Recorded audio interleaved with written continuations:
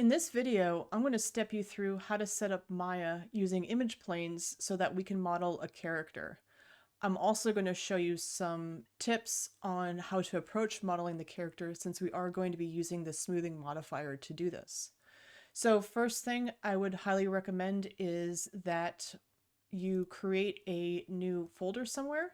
So for instance, I have a folder on my desktop named Ghost where I put my two images in. I'm then going to save this project file, right in that folder so that I won't have any issues losing my project and my images associated with it. Usually, if you save your file in the folder with your images and you move it to another computer, Maya is pretty good about finding those images and reapplying them on, so we can see them. So let's set up those image planes. I'm going to first just create a regular old plane, and I'm going to adjust the size so that the image plane is the size that my character is going to be. So it probably shouldn't be 1 centimeter by 1 centimeter. Based on the size of the images on the plane, it's probably going to be closer to, 2 meters by 2 meters is a better starting size. I'm also going to make sure I take out all those subdivisions, and I'm going to put the pivot point on the bottom so it's a little bit easier for me to move these planes. I do want to be very mindful of where I'm placing these planes in my scene in relation to what Maya thinks the front and the sides are. So this is going to be my front view, and I might as well go ahead and change the name of this to front view. And I want to make sure, I can see here that it says, this it thinks is the front. So I should go ahead and make sure that my front view is going to be, visible from the front. So I'm going to start rotating this just so I know which axis I'm rotating this on. I see it's the x-axis, but I do want to make sure this is set directly to 90 degrees so that it's nice and flat in my front view. All right, so this is going to be my front. Let's go ahead and apply the image to this. We do this just the same way that we apply any texture on an item in Maya. So I'm just going to right click on it and assign a new material. We can just do a Lambert material. I do want to rename this so I don't lose it to front matte. And then I'm going to apply the image to the plane, the same way we've been applying images every semester. So let me locate that picture. And I do need to remember to turn on the visibility of textured in this viewport so I can see it. The reason we're going with a nice square is because the images were made as a square, so we don't have to worry about unwrapping it and making sure that it fits nicely and that the plane, the plane correlates to the shape of the image. Working with just perfect squares is an easy way to go to make sure that we're not, skewing our image at all. Next, we're going to have to do our side view. And I'm just going to duplicate this plane in order to do that. So let me first, delete the history, freeze the transform on this just to make it a little bit easier. And I know, looking at the side view, we can see which way it's going. So I know I'm going to have to kind of have it be on the left side. So I'm going to just Control D to duplicate this plane. And I'm going to start rotating it to the left side so I can kind of see here where it wants to do it. And it looks like it's going to rotate on the Y at -90 is going to be correct. So I'm going to rename this to left view, or side view might be better. Either way. And I'm going to now apply a new material to this. Let's do side matte and place that image on it. So let's go ahead and locate that. And there we go. Let's delete its history and freeze its transform. So it's nice and clean. Oop, there we go. And we are, basically ready to begin. A couple things, you can move these planes around as long as you're keeping them on the correct axis. Like, so for instance, the front view, we can kind of push it back, like we can push it back and forth this way, but we'd never want to push it, side to side. That will mess up our model. So I'm actually going to push it back to maybe like a -100.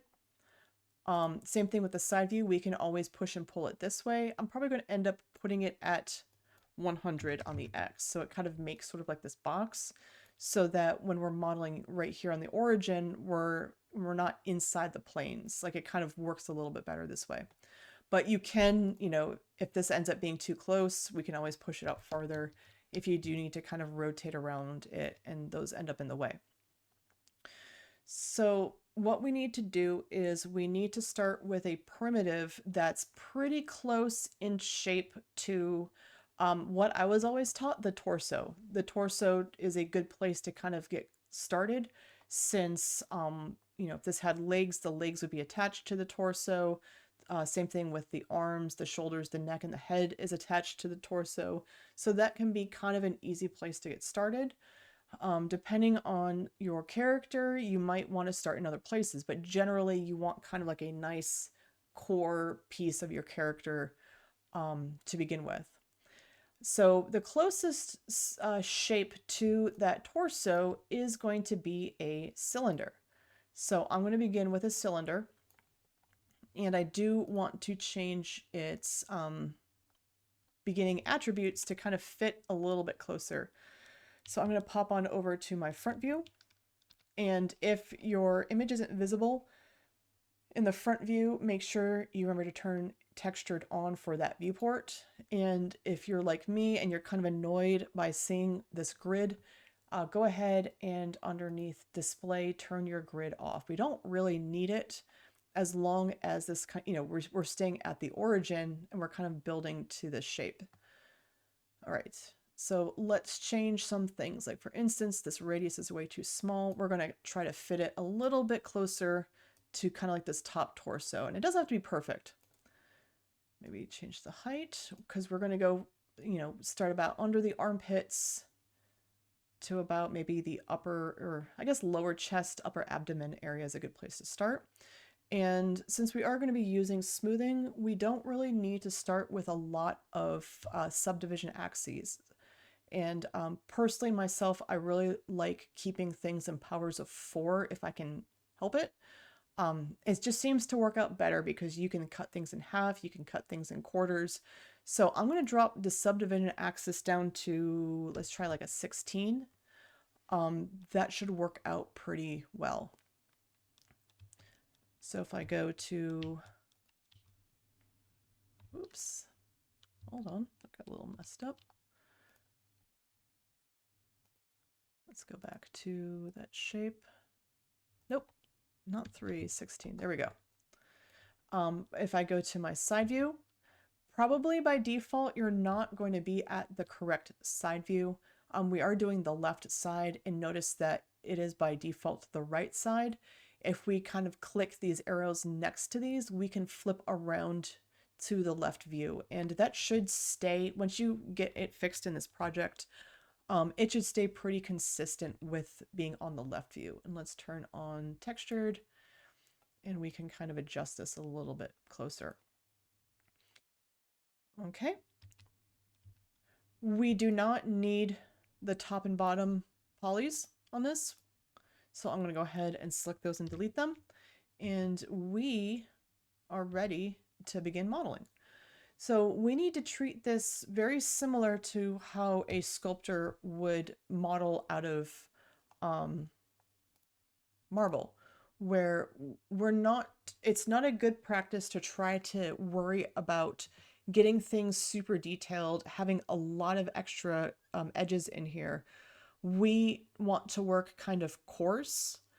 And then as we proceed and we notice, areas, once we got it kind of areas coarsely roughed in, we see areas that we need to add some more detail. We can go ahead and add some extra edges in and kind of refine the shape down to being a lot closer to this.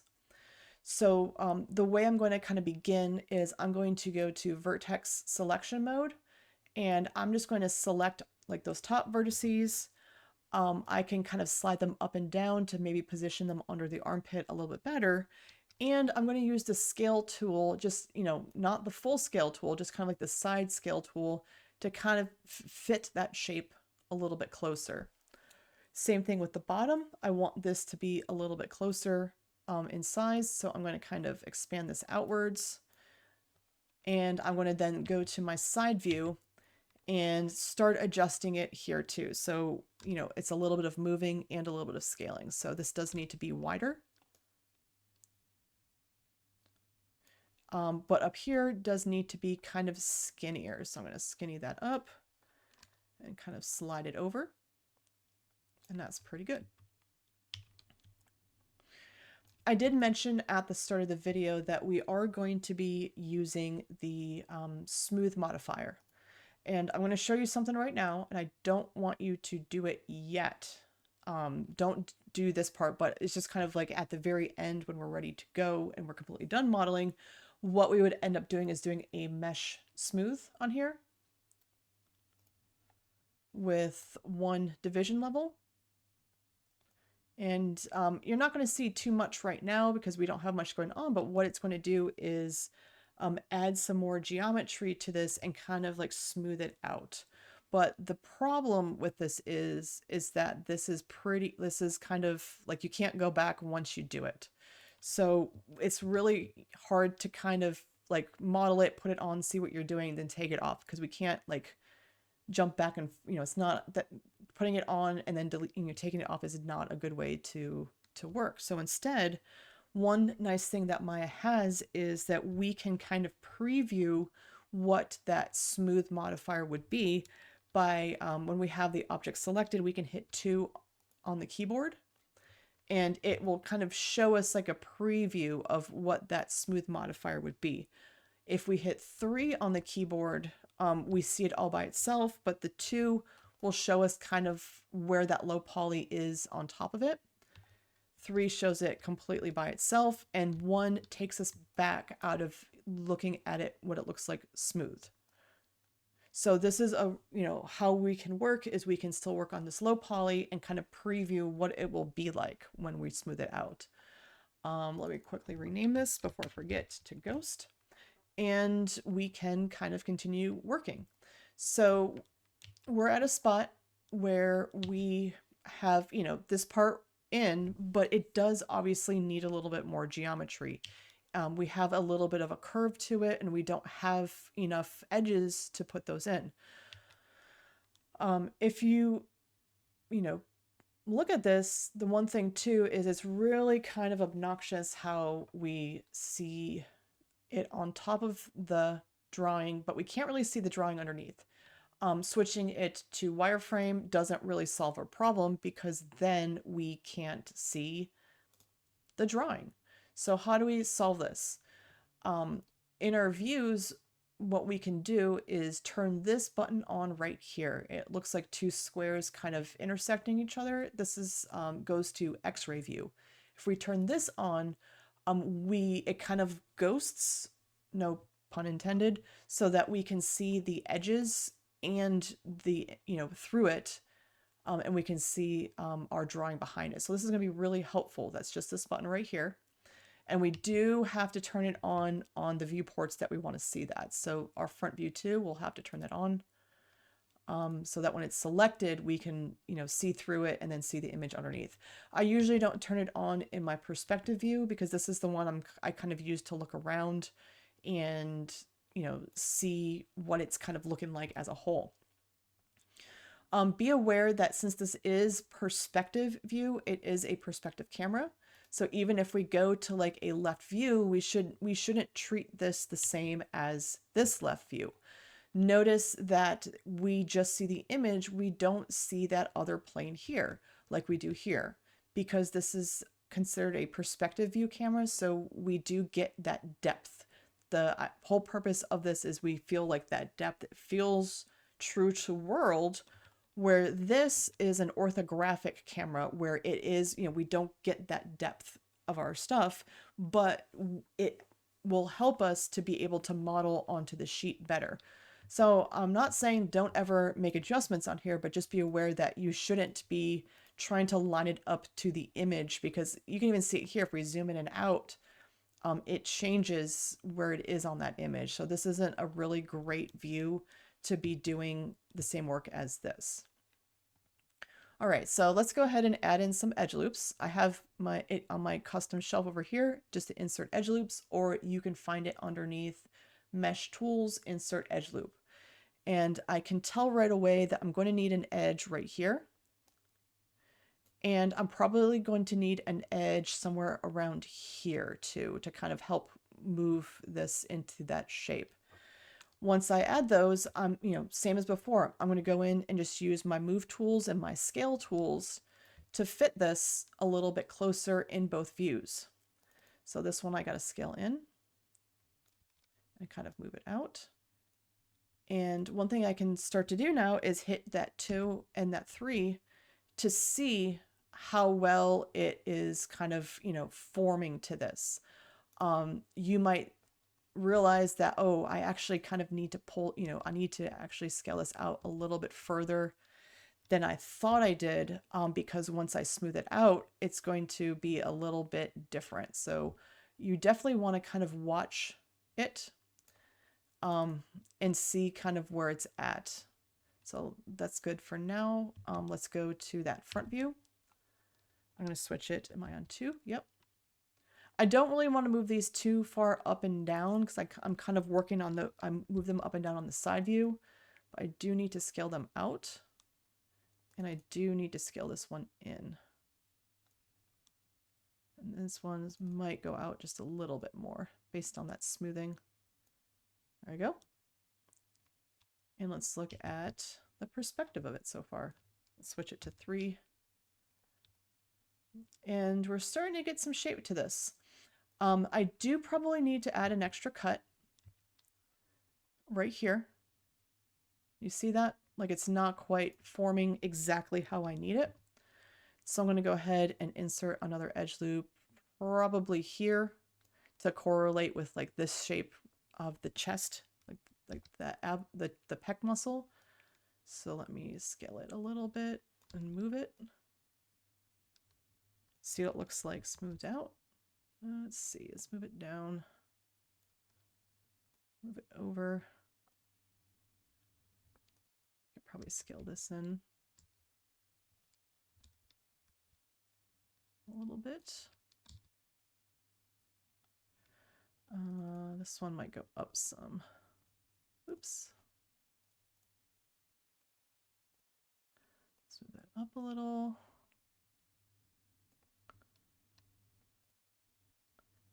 And I'm probably going to need another cut there too to kind of help bump out the abdomen some. So let's add a cut here. And notice that this is a slow process. I'm not trying to go really quick. It's tweaking it and then tweaking it more. It's not a race to get this done. We don't want to add more cuts than we actually need. Because remember, you're going to eventually have to unwrap this too. And the more cuts, the harder it is going to be to unwrap. Okay, let's go to that front view and make some adjustments. So this one, we can squeeze this in. Let's see. This one can go out some.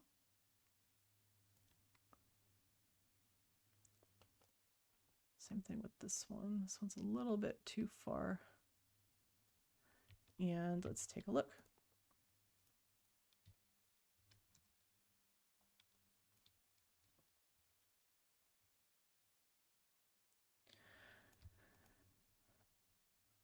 We're getting it looking pretty good overall, but now we kind of need to form it a little bit, not quite so uniform. So we've been just kind of scaling it on different axes and moving them up and down. But the way the chest muscle works is usually down the center, it does go in a little bit, it is a little bit concave. So we need to start tweaking this on more of a individual vertice basis versus like a whole edge loop around up and down. What I recommend is this might be something you might do more in the perspective view, but you might be popping into the side views as well to kind of see how it's going. But we don't want to, you know, model one side, model the other side. So as we're doing this, one thing that we can do is take advantage of using symmetry right here. When we turn this on, and if you set this up the same exact way I set it up, you should be able to just use Object X to do this. If I select one vertex here and start adjusting it, it will adjust it on the opposite side. Since we are building it symmetrical, we can easily come in here and start to kind of refine the shape a little bit. Like I'm going to push the center of the chest in a little bit. We can go ahead and grab, you know, some of these chest muscles too. Oops, just on this side. I might kind of pull them down since that's kind of like the way that they form. This one I might pull up a little bit. And we can see that it's working on both sides. So we can start to kind of refine the shape of this closer to what, you know, it should be.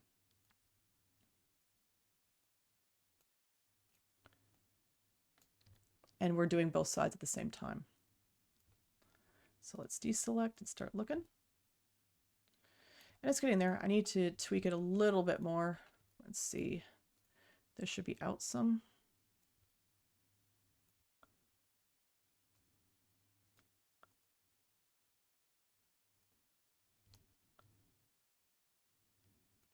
Maybe push this one in a little.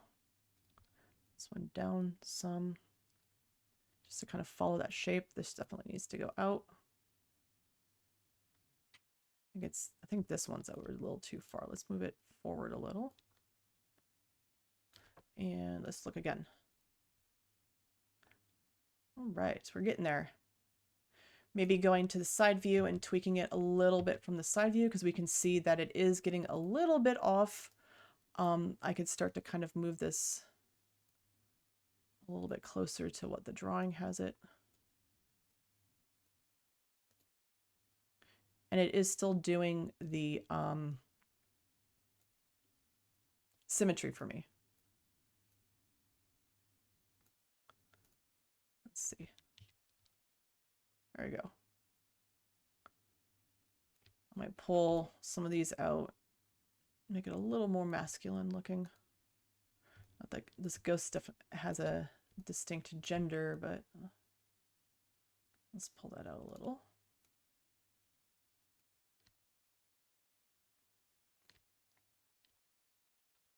Push this out. Let's go to that front view. There we go. This will help. Let's move these up. Same thing with these, kind of up and over.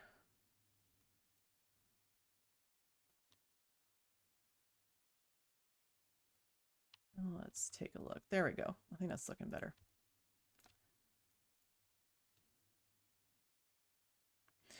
We can then, once we have this upper part, we can start to form the lower abdomen.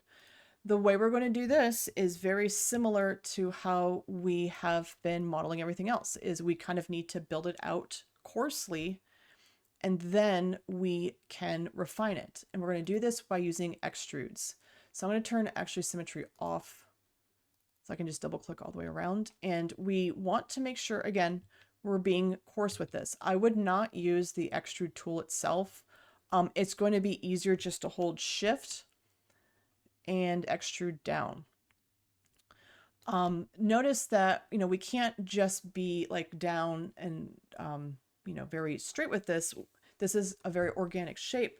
So I do need to start to kind of angle this a bit. So I'm going to go ahead and get my rotate tool, rotate it around and try to fit it closer to the shape. Rotate just a little bit more. There we go. We can scale it.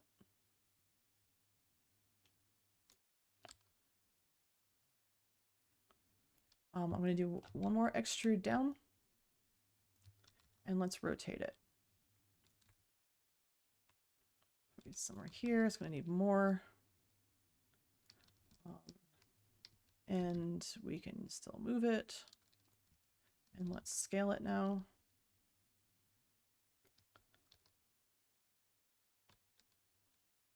And that's probably pretty good.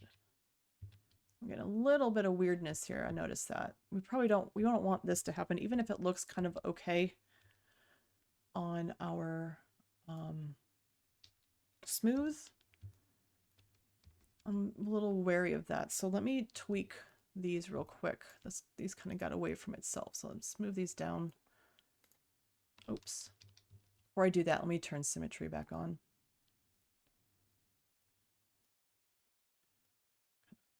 We don't want that, anything weird. There